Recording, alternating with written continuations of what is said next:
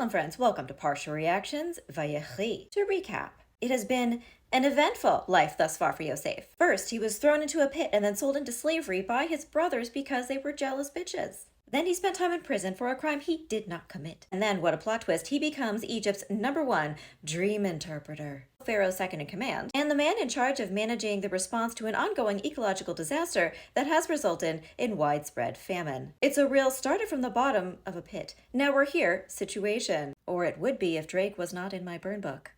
Personally, I find it remarkable how forgiving Yosef has been since he saw his brothers again in Egypt. By comparison, one time when I was 7 years old, I was walking to my neighbor's house and crossing their yard to get to the house, and I stepped on a board, and that board gave out, and I fell into a pit, which was there unbeknownst to me, a pit that was full of slugs.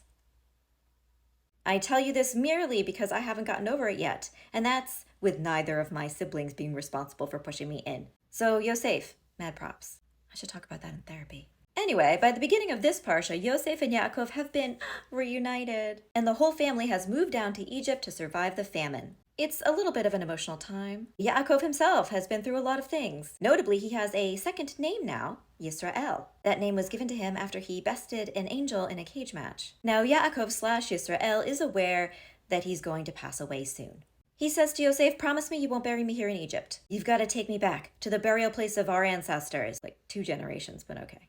Later, Yosef brings his own 2 sons, Menashe and Ephraim, to Yaakov's bedside. Yaakov is a bit verklempt. He never expected to see Yosef again, let alone Yosef's kids. Yaakov tells them that they will become 2 of the tribes. They get their own sigils, they get their own area in Eretz Israel, the whole thing. He goes to give Menashe and Ephraim blessings. But Yosef notices that he has put his right hand on Ephraim's head and his left hand on Menashe's head. And he's like, Dad, you've got him switched. The right hand goes on the older child. And Yaakov is like, shh, Ephraim is going to be greater than Menashe, so I think it's fine. Yaakov, have you learned nothing?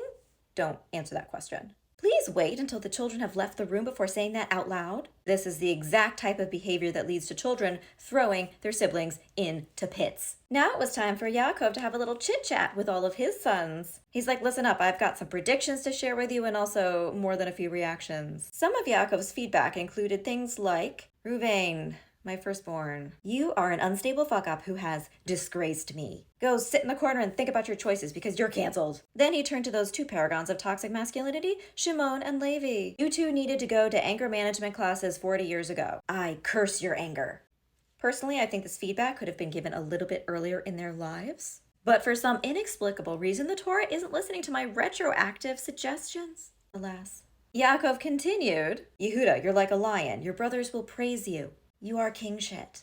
Zebulun, your land will be by the seashore, a haven for ships. You'll have a White Lotus hotel on the beach. Benjamin, you are a ravenous wolf, but it's weird that you file your teeth into fangs. Do you have rabies? And Yosef, as Viserys Targaryen the First would say, you're my only child. You get all the blessings, literally all of them.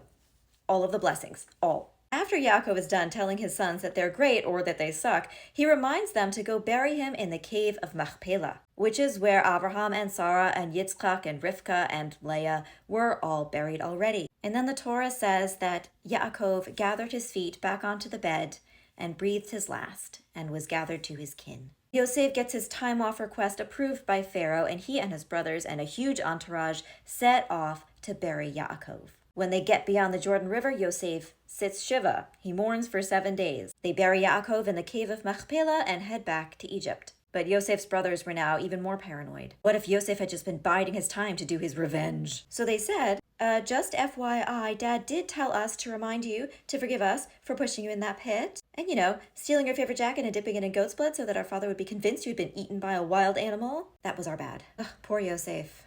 What an emotional roller coaster. He replies, I know you intended to harm me, but God has made it, so now I'm in a position to save a lot of people. So yes, I will protect you and your children, and no, I am not planning some sort of sneaky revenge, even though I really did love that coat. Many years later, when it was Yosef's own time to pass away, he reminded his brothers, God will remember you and will bring you back to the promised land. But when God does that, you better bring my bones out of here. I'm not kidding. If you don't, I'm gonna haunt you. And with Yosef's passing, the first book of the Torah comes to an end. And spoiler alert for Exodus, Moses does indeed heist Yosef's body out of there. Speaking of Exodus, I covered the first few Parshas last year for Passover in Exodus reactions, so I will be picking up Parsha reactions on the other side of the Red Sea. You'll know it's me because I'll be the Miriam without a tambourine.